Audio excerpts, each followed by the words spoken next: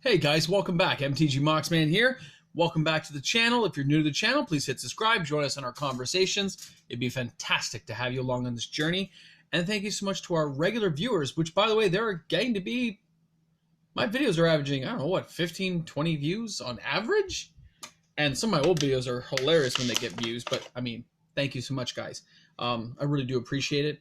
You guys really do make it worthwhile. I know I was kind of joking around yesterday, having a little bit of fun. But I mean it. So thank you to everyone. And I'm trying to watch the camera, but I'm still cleaning. Please remember that. Now, yesterday, we joked around a little bit about MOX AMBER near the end of the video, and partway through the middle, I was kind of joking. I said, you know, it's gonna go up.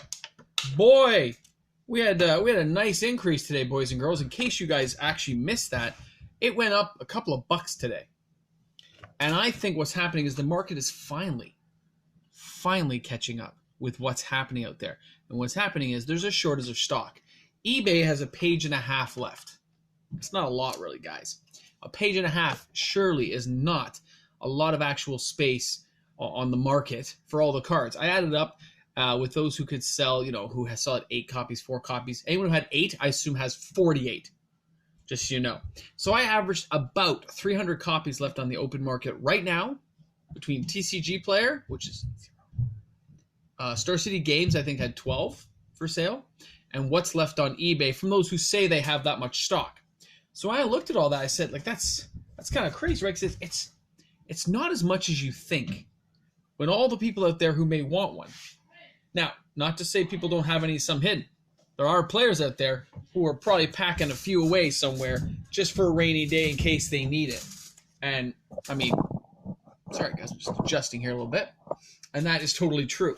I know quite a few players who do that myself, and maybe I am one of those players who's socked away a few. Maybe you're one of those players too. The difference is some of us, of those players, have no intention of putting those bad boys back on the market. I enjoy collecting them. I joked a few times about selling. You guys have heard me do it.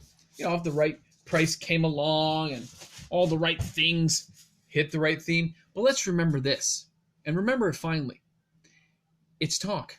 If you guys had Sonnet, you would have seen my my thing on eBay, 416 Boomstick, and I would have had a litany of them for sale. Check the feedback. You've never seen any for sale. Nor will you anytime soon. Because it's kind of my namesake here on what we've got going, right? Now, I don't have a huge following. You guys know that. For those who watch me, what are we, 70 viewers? Of those 70 viewers, somebody may watch once or twice and then they kind of stop. But I do have some viewers who are watching regularly. And when you look at that, you say, hey, MTG Moxman, you put some of these up for sale? You said you were never going to sell them. Well, that would be kind of betraying you guys, right? I'm not big on that. At least not now. You know, let's face it, everything has a price. But my price is nowhere near being met. Right? Because I like the idea, the calamity that goes along with MOX AMBER being in short supply. I like knowing, and this is just, I'll be honest, guys. I know that's not pop, and I may have to sneak a sip off screen. But it may or may not, the idea that I am messing with people is a little bit enjoyable. And I'm sorry, I don't mean it in a mean way. But when I first started buying these things and I saw some of those boards, you guys know, you look at MTG Goldfish, I've got a litany of stuff. There's stuff other people have put on there. There's all kinds of other people.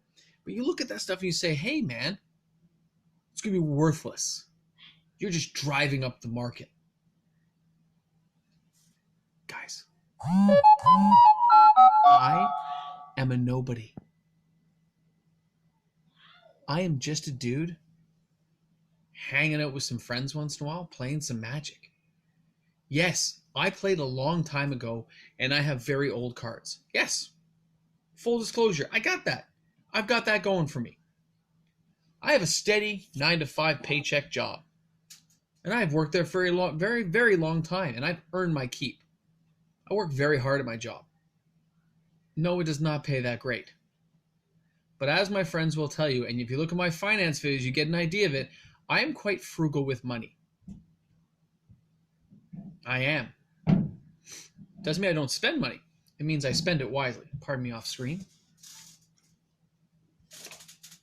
Yum. yummy. What I want to say is I've earned the right to do what I want with my money. So have you. I don't like when people spend needlessly. I don't like when people spend silly. Debts come first. Remember that. Please remember that. Debts come first. But MOX Amber is awesome. And the idea that I can mess with people a bit in this small way and just pick up one or two here because they're getting expensive. Like, I don't know if any of you guys who are watching me, anyone watching me, this video is going to be posted as MOX Amber update January 2020. And what you're going to see is they're going for like 30 plus bucks now. There's one or two around that $28, $29 Canadian prices range, which is like 23, 24 American. But there are not many. And when those couple go, when they're gone, all that's left in the market is the higher end ones. People like BFG, Brute Force Games, when they were selling for $5, $6, I was cleaning up. I was buying 16 a week type thing, 20 a week, 30 a week, whatever I get my hands on, whatever they put up.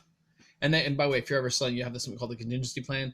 You only put up like less than 10% at a time, so you can price check it as the price rises. Just if you had 100 MOX Ambers, you only put 10 up, or 5 or whatever. And then if those 5 sell, you raise it that little bit more till you find where it should be, and then lower just a smidge and make sure they sell. So MOX Amber, the idea I can mess with people, and yeah, I've got to slow down buying. I can't afford to go crashing into a massive debt just to say I bought them. But at the same time, I love the idea that any one of us, I mean, it's not going to be me, but any one of us with, say, $50,000, take that 50 grand, and you take that amount, divide by 30, it's thousands of MOX Ambers. And that's assuming we could find that many to buy. Now, I've heard other channels like Alpha Investments and them. I don't hear anything really from MTG Historian, but when you think about what Rudy talks about, in the sense that when you're doing it, if you get a couple of friends together, your sum is greater than the whole, right? So I've got this much money, you got this much money, this got this much money. But if we pool it to an actual idea and you pitch it all forward, do I believe a modern day buyout of MOX Amber is truly possible? I used to say no. But about 6 months ago, there's a few of us on this channel who've been at it for a while, buying the odd one here and there, buying a few. And I've noticed stock going down. My local LGS cannot nearly stock enough, and they go to all the releases because they know I buy. Remember I told you, like, the nickname there is like the MOX Man, right? Good call, pause. When you see that, they go to that store, they're purposely buying them knowing I'm going to buy them. I don't even ask the price because that would take away the mystique of being me. If they're expensive. If I go in there and I say, how many you got? The guy's like, I got 20. I said, yeah, it's fine. I'll be honest, it hurts sometimes, guys. It hurts. I don't have that kind of cash. It hurts. But I like to look cool like that and just say, just do it. Worry about the bill later, And I have done that. Recently, they haven't had that many, thank goodness. Because if they said you have 20 right now, I'd be like, give me a second to think about it. Right? But the idea that they haven't been able to restock to keep pace with what I've been buying tells you the truth, guys. It's like going up high in the sky. The air is getting thinner up there, and there is less available for us to buy. There's just less there. So if you're a aficionado of a certain card and you love that artwork, which I do. I mean, I talked to the guy. I tried to buy his artwork. I said, I want to buy it. And he said, he's not selling. And I said, look, when you decide to sell, if you think it's the right time, call me first. I said, please call me. Now, I'll be honest, guys. If that ping... By the way, do you remember when they did the promo Ugin card from Konzatark here? They had cards. They had the promo up for sale. I was winning that bid for 5 days. It was ridiculous, but I was like $20-something thousand. I wasn't sure how I was going to quite pay for it, right? But I was winning. I did get outbid in the end, but I was winning. So if he charges $20,000, I'll come up with the money. I'll find a way because it would outfit everything. It's the original artwork, right? I already have an artist proof, Sorry, Andrew. I know it was the last one. Sorry you didn't get one. I'm sure you can find one now. Oh, wait. No, you can't. That was burn. I'm sorry. I didn't mean to say it that way. But you know. So, that said, I like the idea. MOX Amber's rising again, which we all knew it would. Let's just be honest. Those who watch this channel, I pipe on this stuff all the time. And it's because of what we've done. We've done this. If some of us put all those cards back out and we flooded the market, the price would just start going. And by the way, we're supporting other players because those who bought at $30, I'm making sure it stays around that range. Isn't that amazing to think? You as a person can control something like that. Maybe not wholly, but I usually don't tell people how many MOX Ambers I have. I have a lot. A lot. Some of you have seen the binders. Some of you guys don't watch my videos all the time. Look back. I have hundreds of videos. I do one every day. Rudy does like 2 or 3 a week. I do like 5 a week. And they're all like, you know, they started being like 2-minute clip ones. They got a little bit longer because people seem to enjoy the longer ones. Anyway, look back at some of those videos. There's like hints about stuff that shouldn't be there. It's okay. I don't mind. But you got to piece it together yourself. Do you know my Ugin 2019 video is like hundreds of views now? I notice it keeps showing up now on my algorithm thing they put on thing. I know it's off topic, but I'm just saying it's kind of funny that the older videos like that keep getting views. You're like, man, I got a subscriber or 2 from that. That's kind of cool, right? So when I look at that and I say, I affect that market, I help those prices stay that way. That's cool. That's not Star City Games setting that price. That's not the Ivory Snowballs. That's me. Channel Fireball, they don't got any of this card. All my local LGSs here in Toronto, they got nothing. Because if they did, I would have had it. At least all the major stores. It could be some little hick store I don't know about that may have 1 or 2. Right? But I got buddies. And my buddies are looking for that card for me. They're sniffing it out, man. They know if they come across it, yoink!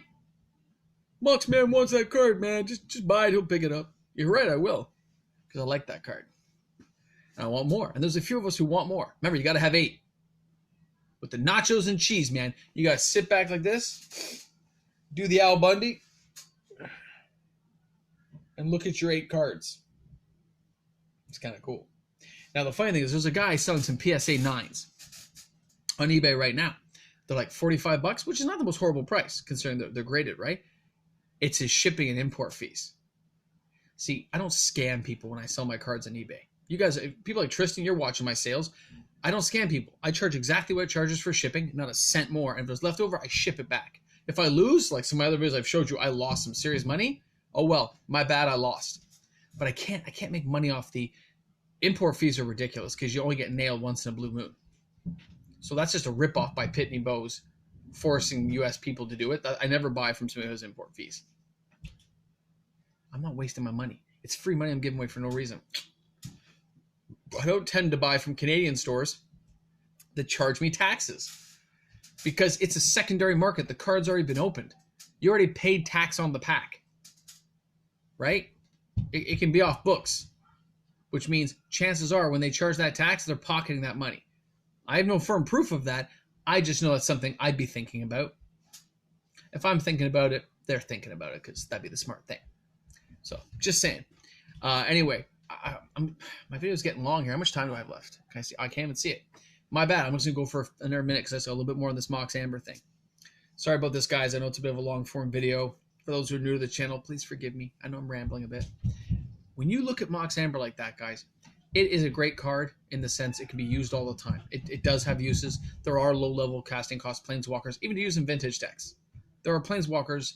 There are legendary creatures. There are things you can get out. Now, I wish they'd put it even for, like, enchantments or something. Like a legendary enchantment card would be kind of cool, right?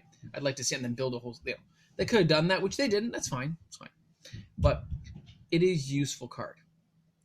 But to recap the point, the idea that I can affect the market and other people like me, you know who you are out there. That's cool to me. It's the idea. It's just funny. It gives me a thing of the day going, wow, I feel accomplished right now. I feel like I had a really good day, guys. And I love it. I hope you guys love it too. I hope you bring your friends to Magic and you play the game for some fun, man, because that's what it's all about. You know, this card thing, it's just for fun, guys. It's a gas. That's what it's all about. And as I get older and as I age, I want to look back on some of those good times and go, that's what I was talking about, those vintage boxes of cards. I remember cracking packs from those things, man, back in the mid 90s, early 90s. Crazy. I mean, I remember passing up beta packs to pick up revised, thinking it was the newer pack. We passed up buying beta packs. Retrospect is everything. Anyway, MTG Moxman here. That's your Mox update. That's the way it's going to be. And we're going to keep on buying, baby. Modern day buyout? Probably not. I don't know. I used to say no for sure. Now I'm like, I don't know, man. It's getting pretty slim on the market. Or those who have them are holding. Like I say, actually, you need a play set of 4, what most people want. There's not that many to go around. It's funny. And it makes me wonder if I'm affecting even the price on those things. You know? That'd be cool. Be awesome. I know I don't have enough subscribers to do that, but it's cool to think about. Thanks a lot, guys. Have a great one.